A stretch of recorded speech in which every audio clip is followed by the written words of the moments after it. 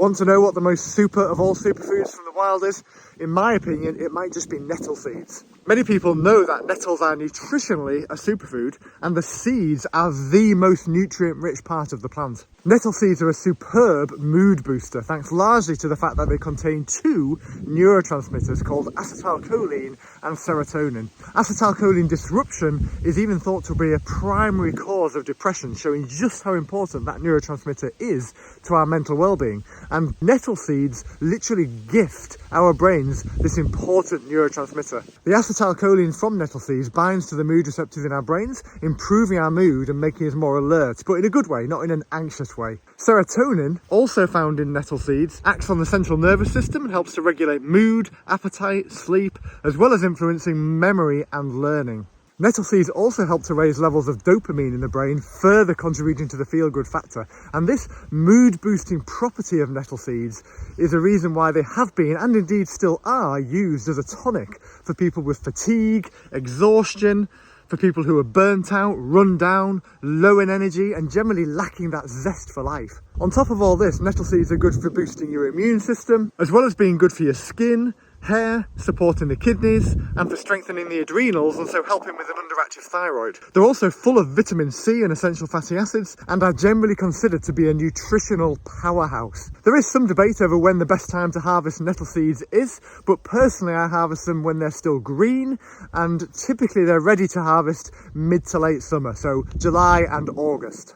Bear in mind that there is such a thing as male and female nettles, and of course it's the females that bear the seeds, and so the first step in harvesting nettle seeds is to find and identify female nettles. This is a good example of a male nettle. You can tell it's a male nettle because its flowers are a bit more at a 90-degree angle to the stem. They stick out a bit more. And they also tend to have this purplish tinge. Whereas you can see with this female nettle, how the flowers, or seeds as they are now, are much fuller. There's loads more of them and they tend to droop a lot more. And at this stage, they're nice and green, although they do go darker with age. There's another male nettle. And here is a lovely, beautiful female nettle. Once you find some female nettles, you're ready to start the harvest.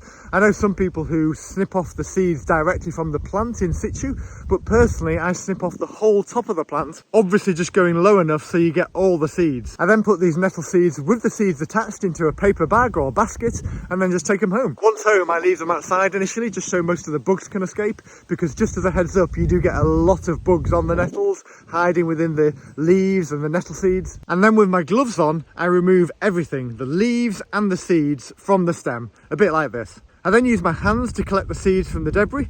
You can still wear gloves for this part, but it does make it a little harder, so I just accept a few stings. I'm not one of these weird people that likes nettle stings, but at the same time I don't mind them either. I then put all the nettle seed heads I've collected into my dehydrator and dry on the lowest setting possible for at least 15 hours to make sure that they're dry enough. This is much faster than the other method some people use, which involves drying them on drying racks for literally days and days on end. Once they're dried, I take them out of the dehydrator and I put small batches in a sieve with a container to catch them underneath.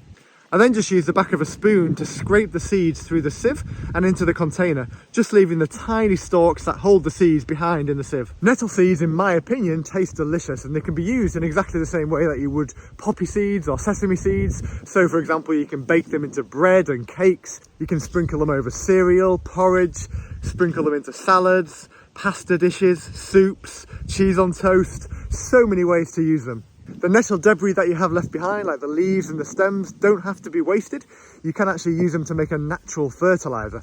All you need to do is put them into a bucket with some water, leave them for a few weeks until it starts smelling disgusting. That's when you know it's ready.